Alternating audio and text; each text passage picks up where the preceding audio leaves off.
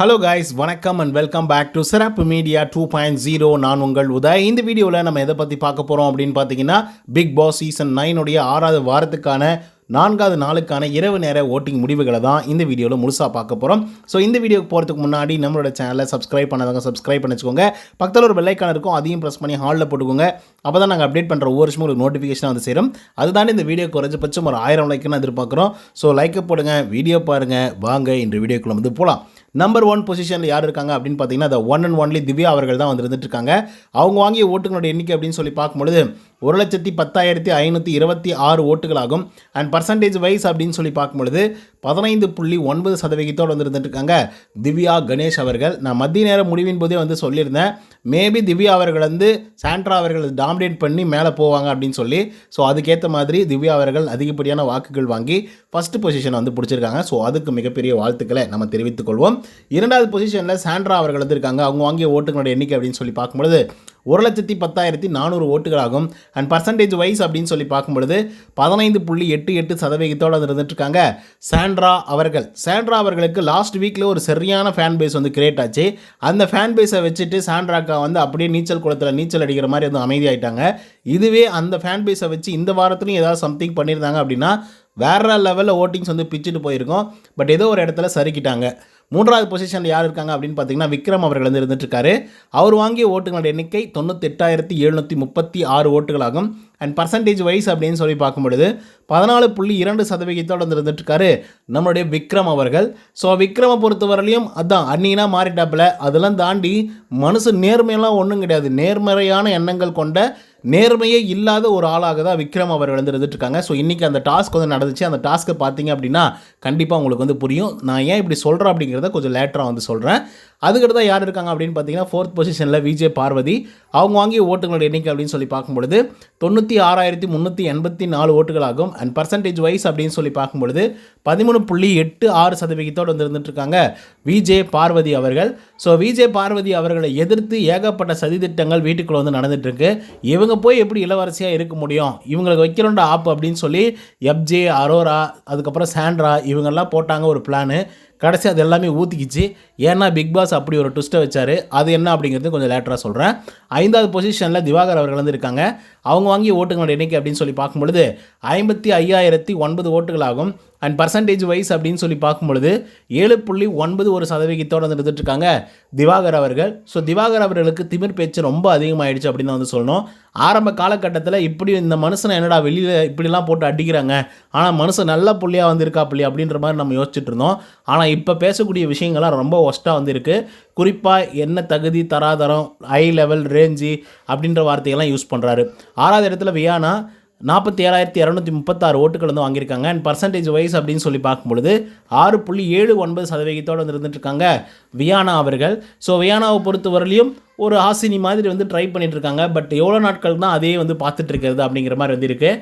And Viana எடுக்கக்கூடிய strategy அப்படிங்கிறது ரொம்ப ஒஸ்ட்டாக வந்துருக்கு. சொல்லப்போனால் சின்ன பிள்ளைத்தனமாக வந்திருக்கு.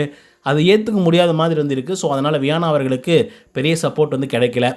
7வது பொசிஷனில் கனி. அவங்க வாங்கிய ஓட்டுகளோட எண்ணிக்கை அப்படின்னு சொல்லி பார்க்கும்பொழுது 45,161 ஓட்டுகளாகும். அண்ட் பர்சன்டேஜ் வைஸ் அப்படின்னு சொல்லி பார்க்கும்பொழுது 6.5% வந்து இருந்துட்டுருக்காங்க கனி அவர்கள். ஸோ கனி அவர்களுக்கு நல்ல பிளானிங் கேப்பபிலிட்டி எல்லாமே வந்து இருந்துகிட்ருக்கு. ஒரே ஒரு மிஸ்டேக் என்ன அப்படின்னு பார்த்தீங்கன்னா, குரூப்பை சேர்த்துக்கிட்டு ஒட்டுமொத்தமாக அண்ணன், தங்கச்சி, அக்கா அப்படின்ற மாதிரி ஒரு விளையாட்டை விளையாடினாங்க. ஸோ அது வந்து பார்த்திங்க அப்படின்னா கனிக்கு மிகப்பெரிய அளவில் எதிர்ப்பாக வந்து மாறி இருக்குது. ஸோ அதனால தான் அவங்களால பெருசாக பூமப் வந்து ஆகலை. 8வது இடத்துல வந்து ரம்யா அவர்கள் இருந்திருக்காங்க. அவங்க வாங்கிய ஓட்டுகளோட எண்ணிக்கை அப்படின்னு சொல்லி பார்க்கும்பொழுது 44,266 ஓட்டுகளாகும். அண்ட் பர்சன்டேஜ் வைஸ் அப்படின்னு சொல்லி பார்க்கும்பொழுது 6.37% இருந்துட்டுருக்காங்க ரம்யா ஜோ அவர்கள். ஆக்சுவலாக இவங்களாம் நாமினேஷனில் வந்ததுக்கு அப்புறம் தான் இவங்களுக்கெல்லாம் ஒரு விஷயம் தெரிஞ்சிருக்கு. ஐயோ, ஓ மை காட், நம்மளாம் நாமினேஷனில் வந்துட்டோம், இந்த வாரம் எவிக்ட் ஆகி வெளியே போனாலும் போயிடுவோம், ஸோ அதனால் ஏதோ ஒரு கண்டென்ட்டை வந்து கொடுத்துருவோம் அப்படின்ற லெவலுக்கு வந்து இருந்துகிட்ருக்காங்க ரம்யா ஜோ அவர்கள். ஸோ அதனால் ஒரு சில இடங்களில் கண்டென்ட் கொடுத்துட்ருக்காங்க. 9வது பொசிஷனில் அரோரா சிங்க்லர் அவர்கள் இருக்காங்க. அவங்க வாங்கிய ஓட்டுகளோட எண்ணிக்கை அப்படின்னு சொல்லி பார்க்கும்பொழுது 43,830 ஓட்டுகளாகும்.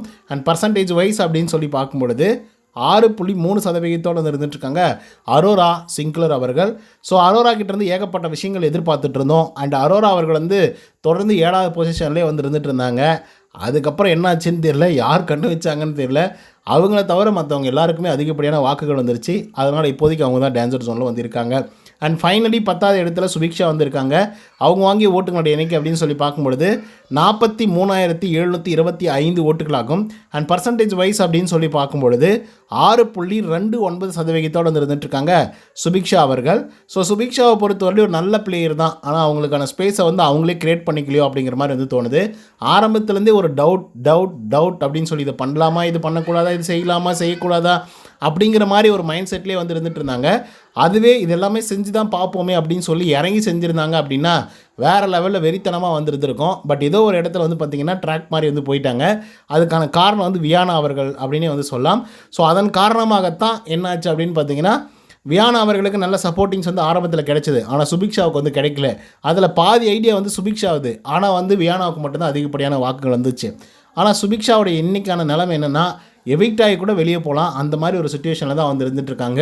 இன்கேஸ் அரோரா அவர்களை சேவ் பண்ணிவிட்டு நம்ம சுபிக்ஷாவை அனுப்பலாம் அப்படின்ற ஒரு முடிவு வந்தாங்கன்னா கம்பல்சரி சுபிக்ஷா வந்து வெளியே போயிடுவாங்க. இல்லை சுபிக்ஷா வந்து ஓரளவுக்கு கண்டென்ட் கொடுக்குறாங்க, அரோராவை விட பரவாயில்ல அப்படின்னு சொல்லி யோசிச்சாங்க அப்படின்னா மேபி சுபிக்ஷா அவர்களை காப்பாற்றி நம்ம அரோரா அவர்களை எவிக்ட் பண்ணி வெளியே அனுப்புறதுக்கான வாய்ப்புகள் வந்து இருக்குது. அடுத்ததாக விக்ரம் வந்து ரொம்ப நேர்மையானவர், பண்பானவர், பகுத்தறிவானவர் அப்படின்னு சொல்லி ஒரு பிம்பம் வந்து ஒன்று இருக்குல்ல, யார் மனதையும் புண்படுத்த மாட்டார், நேர்மையாக இருப்பாப்புல, ஸோ அப்படிங்கிற மாதிரி ஒரு எண்ணத்தோடு இருக்கக்கூடிய ஒரு ஆள் அப்படின்னு சொல்லி. பட் அப்படிலாம் கிடையாது. ஆக்சுவலாக அந்த ஆளுக்கு வந்து நிறைய வெஞ்சன்ஸும் மனசுக்குள்ளே வந்து இருக்குது. அண்டு தப்பான முடிவுகளையும் எடுக்கிறாப்புல.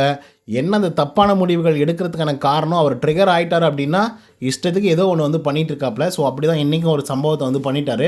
அது என்ன அப்படின்னு பார்த்தீங்கன்னா, இந்த சாம்ராஜ்யத்துக்கு இடையாக ஒரு போட்டி வந்து நடைபெற்றது இன்றைக்கி, ஓகேங்களா. அதாவது கோட்டை கட்டும் போட்டி. ஸோ அந்த கோட்டை கட்டும் போட்டியில் வந்து ரெட் சர்க்கிள் வந்து பார்த்திங்கன்னா போடப்பட்டிருந்தது. ஸோ அந்த சர்க்கிளை வந்து மெரிக்கக்கூடாது, அதுதான் ரூல்ஸ். மெரிக்காமல் அவங்க வந்து பால் எடுத்து இடணும் கோட்டை கட்டும்போது, ஓகேவா. ஸோ அந்த விதத்தில் அமித், கம்ருதீன், அதுக்கப்புறம் வினோத், இவங்க 3 பேர் வந்து பால் இட்டுருக்காங்க. ஒவ்வொரு தடவையும் அந்த சர்க்கிளை மெரிக்காமல் அவங்க இடவே கிடையாது. அண்டு ஒரு சில இடங்களில் வந்து மெரிக்காமலையும் இட்டாங்க. பார்வதி சொல்லிக்கிட்டே தான் வந்திருக்காங்க. ஆனாலையும் நம்ம விக்ரம் வந்து கேட்குற மாதிரி வந்து இல்லை. நான் நேர்மையான ஒரு ஆள், அவங்க தான் தப்பாக சொல்கிறாங்க, நடுவரையே மாற்றுங்க அப்படின்ற லெவலுக்கு வந்து பேசிகிட்டு இருந்தாங்க. ஸோ எனக்கு சுத்தமாக வந்து புரியல. அட்லீஸ்ட் ஒரு 10 தடவையாவது அதை பார்த்துருந்துருக்கலாம். ஆமாம், அவங்க கோடை தான் மெரிக்கிறாங்க, ரெட் லைனை தான் மெரிக்கிறாங்க அப்படின்னு சொல்லி.